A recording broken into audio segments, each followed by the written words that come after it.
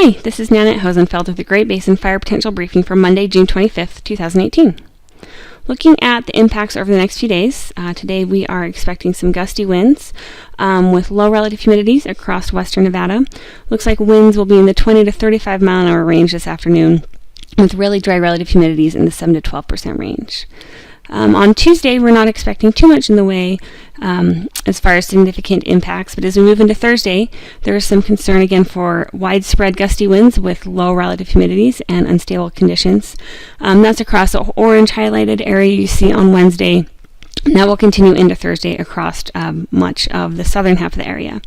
We're also looking at cooler conditions with scattered showers and thunderstorms across the northern part of the Great Basin on Wednesday and Thursday. Over the past 24 hours, really no precipitation across the Great Basin. It's been quite dry, and no lightning across the area either. There are a few new fires across the Great Basin, as well as some larger ongoing fires.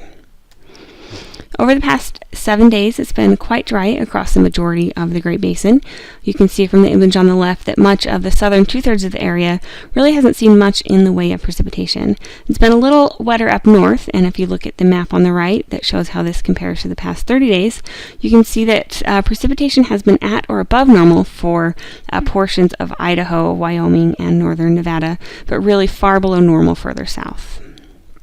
So with these dry conditions, ERCs have really rebounded. There was a period last week where they dipped a bit with some cooler and wetter weather, but we're back up into the 90th and even above the 97th percentile across some portions of the southeastern part of the Great Basin.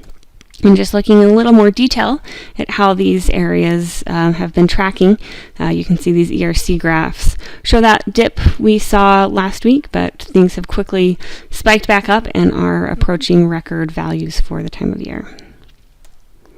Live fuel moisture continues to decrease across the Great Basin. You can see really dry live fuel conditions across the areas shown on the right-hand side of the screen, with the Diamond site in northeastern Utah at record low values. The satellite this morning shows a low-pressure system moving into the northwestern part of the country, and that will bring the wind and the gusty conditions that we are expecting over the next few days. So for this afternoon, again, you can see that low pressure system moving into the northwestern part of the United States. Really dry conditions across the southern half of the Great Basin. And with that wind and the dry conditions, we are highlighting portions of western Nevada for the wind threat this afternoon with those gusty winds and dry relative humidity values. As we look at that in more detail, you can see that really about the southern two-thirds of the Great Basin will see minimum relative humidity values below 20% this afternoon. And the map on the right shows our forecast wind gusts with, again, the gustiest winds across portions of western Nevada. As we move into Tuesday, that system continues to slowly move east. Winds will decrease on Tuesday.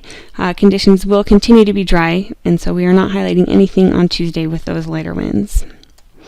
Again, looking in more detail at the forecast, the image on the left with the relative humidity highlights those areas that will be quite dry. And looking at the wind gust forecast on the right, you can see some elevated winds expected, but nothing near our critical fire weather forecast values.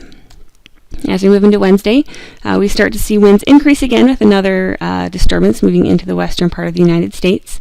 There is concern for much of Utah and parts of Nevada with those gusty winds and dry conditions expected on Wednesday. And again, looking at that wind forecast in more detail, you can see those gustier winds across the southern part of the Great Basin with really dry conditions.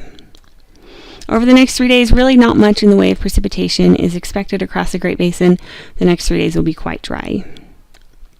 As we move into Thursday, winds continue across the Great Basin. You can see gusty winds highlighted in our fire potential on the right. As we move into Friday, we continue to remain in that pattern with gusty winds across the Great Basin.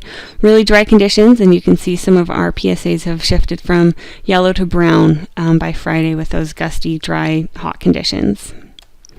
As we move into Saturday, we start to see high pressure building across the western part of the Great Basin.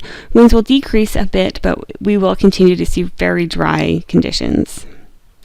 And finally on Sunday, that ridge continues to build with hot and dry conditions continuing into the weekend.